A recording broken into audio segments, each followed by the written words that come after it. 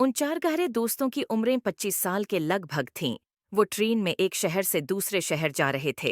Rail के डब्बे में बैठे वो चारों खुश गप्पियों में मसरूफ थे कि उनकी नजर अलग थलग बैठे शख्स पर पड़ी जो सोने के फरीम की ऐंक लगाए कीमती लिबास पहने हुए था। उसके सर पर कीमती टोपी, गले में सोने की मोटी जंजीर थी।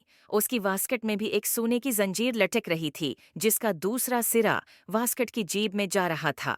कुछ देर बाद इसने इस जंजीर की मदद से जेबी घड़ी निकाली, वक़्त देखा और वापस जेब में डाली। घड़ी भी सोने के फरीम में जड़ी हुई थी। गरज की उसकी हर एक चीज और उसका हलिया उसके अमीर उकबीर होने की गवाही दे रहा था। चारों दोस्त उसका गौर से जायजा ले रहे थे। फर्स्ट क्लास के उस डब्बे में इन पांच के सिवा कोई और नहीं था। एक दोस्त अमरदराज बोला, मुझे तो ये कोई बड़ा वडेरा या जागीरदार लगता है। वडेरे जागीरदार कभी अकेले सफर नहीं करते, उनके साथ लाओ लश्कर होता है। दूसरे दोस्त रहीम बख्श ने कहा, मुझे तवीय कोई बड़ा सरकारी अफसर लगता है। तीसरे दोस्त अब्दुल्लाह ने कहा। चौथे दोस्त ने कहा, सरकारी अफसरों का ऐसा हलिया नहीं होता, मुझे तवीय कोई इस्मगलर लगता है। ये चौथा दोस्त हमीदुद्दीन था और हमीदा के नाम से पुकारा जाता था। हमीद अचारों में सबसे ज्यादा चालाक और लालची था। चारों दोस्त राजदाराना अंदाज से बातें कर रहे थे कि ये कोई बड़ी इसामी लगती है, चलो इसे किसी तरकीब से बेवकूफ बनाकर कुछ माल हथिया लेते हैं। चारों दोस्तों ने एक मंसूबा बनाया और उसके तहत इस अमीर आदमी के पास पहुंचे और सलामदा खैरियत दरियाफ्त करने के बाद इससे कहने लगे, जनाब सफ़र लंबा है, इसलिए वक्त गुजारी के लिए कोई न कोई मुशगल होना चाहिए ताकि सफ़र आसानी से कट जाए। एक ख्याल जहन में आ रहा है, इजाज़त हो तो खेल शुरू किया जाए। अमीर आदमी ने मानी खीज अंदाज में इन चारों पर एक नज़र डाली और उनका सरसरी जायजा लेने के बाद कहा, मंजूर है। चारों दोस्तों ने अमीर आदमी को खेल की शराइत बताते हुए कहा, हम चारों में से हर एक आदमी एक किस्सा सुनाएगा। अगर आपने इस किस्से को सच तस्लीम न किया तो फिर जो किच आपके पास और आपकी जेब में है वो मैं देना होगा। यही शर्त हम चारों के लिए भी होगी। आप कोई किस्सा सुनाएंगे, अगर हम इसे सच मानने में नाकाम रहे तो कपड़ों के अलावा हमारे जिस्म पर और जेब में जो कुछ है वो आपका होगा। अमीर आदमी बोला, मंजूर है, सोफी सद, मंजूर। पहले दोस्त उम्र दराज ने अपना अक्सा सुनाते हुए कहा, मैं अभी पूरे 3 माह का भी नहीं था कि मेरी वालदा ने मुझे पंगोड़े में लटा रखा था। मैंने देखा कि मेरी वालदा परेशान हो रही थीं। उन्हें गोशत गलाने के लिए कुचे पपीते की जरूरत थी जो घर के सहन में एक दरख्त पर लगे हुए थे और कोई दरख्त से उतारने वाला नहीं। मेरे अबा ने ये कहा कि पपीते उतारने से इनकार कर दिया था कि वो इतने ऊंचे दरख्त पर नहीं चढ़ सकते। परेशानी के आलम में मेरी वालदा बावर्ची खाने में वापस चली गईं। मुझसे इनकी परेशानी देखी नहीं गई और मैं अपने पंगोड़े से निकला, दरख्त पर चढ़ा और कुचे पपीते तोड़कर नीचे उतरा और चुपचाप बावर्ची खाने के दरवाजे पर रखकर वापस अपने पंगोड़े में आकर लेट गया। मेरी वालदा कुचे पपीते देखकर हैरान रह गईं। आप क्या कहते हैं, ये बात सच है या झूठ? उसने अमीर आदमी से पूछा। मैं इसे सच तस्लीम करता हूँ, ऐसा मुमकिन है, आमिर आदमी ने जवाब दिया। अब दूसरे दोस्त रहीम बख्श ने अपना किस्सा सुनाना शुरू किया।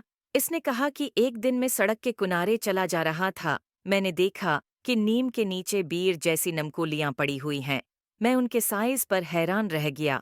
एक नमकोली उठाकर मैंने चिखी तो मेरी हैरानी बढ़ गई। वो शहद की तरह मीठी थी। निमकोलियां खाने के शौक में मैं दरख्त पर चढ़ गया और ताज़ा ताज़ा खूब नमकोलियां खाएं। लेकिन अब मसीला ये था कि दरख्त से उतरों कैसे।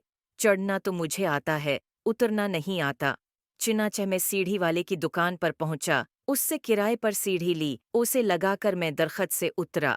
नमकोलियों के शहद की तरह मीठे होने पर आपका क्या ख्याल है? रहीम बख्श ने अमीर आदमी से सवाल किया। नमकोलियां मीठी हो सकती हैं, बिल्कुल हो सकती हैं। मैं उसे सच तस्लीम करता हूँ और आपकी अक्ल की दाद देता हूँ कि आपने दरख्त से उतरने का बड़ा अच्छा तरीका इस्तेमाल किया। अमीर आदमी इत्मीनान से बोला। दूसरे दोस्त का वार भी खाली गया। तीसरा दोस्त अब्दुल्ला मैदान में आया। उसने अपना किस्सा सुनाते हुए कहा कि मैं चंद दोस्तों के हमरा शमाली इलाका जात की सियाहत पर गया। इसके इलाके के कुदरती हसन और मशहूर कुन खूबसूरती से मैं इतना मुतासिर हुआ कि चलते चलते जंगल में दाखिल हो गया और मुझे पता ही नहीं चला। हालांकि जंगल में जाने से मकामी लोगों ने मना भी किया था कि वहां एक आदम खुर्शीर रहता है। वही हुआ जिसका डर था। शेराचांक सामने आ गया और धाड़ने लगा। उसकी धाड़ से पूरा जंगल लिरज रहा था, लेकिन मैं परसुकून खड़ा रहा। मैंने शेर को समझाया कि वो मुझे खाने की कोशिश न करे। मैं आम आदमी नहीं हो, तिराज बड़ा तोड़ दूंगा। लेकिन वो न माना और मुझ पर हमला आवर हुआ। वो जैसे ही मिन फाड़ कर मेरे ऊपर कूदा, मैंने उसका निचला जबड़ा दाहिने हाथ से और ऊपर का जबड़ा बाएं हाथ से थाम लिया। वो अपना मन बंद करने के लिए जोर लगा रहा था, जबकि मैं उसके जबड़ों को जनपश नहीं करने दे रहा था। दोनों जोर लगा रहे थे। शेर कान फाड़ने वाली आवाजें निकाल रहा था, लेकिन मैंने अपनी गिरफ्त मजबूत रखी और फिर एक झटके से उसके दोनों जबड़े चीर दिए। वो बेजान होकर जमीन पर ढीर हो गया।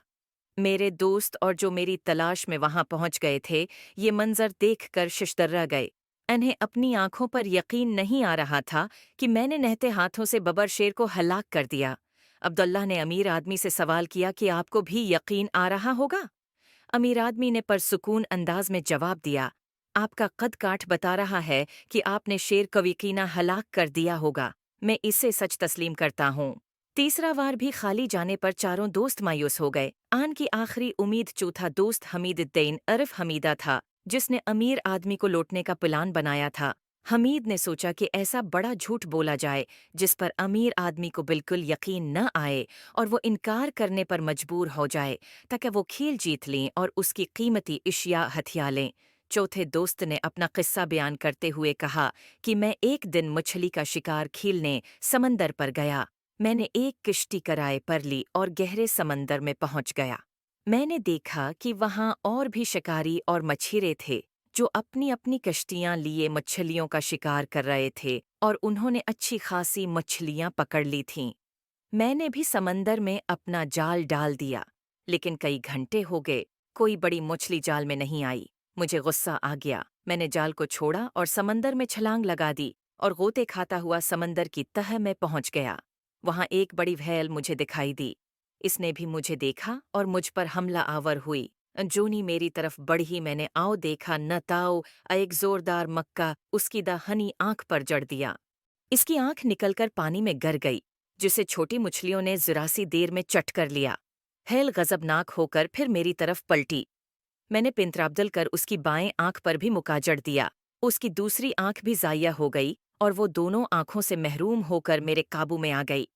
मैंने समंदर की तरह मैं ही उसे ज़ब्ह कर डाला।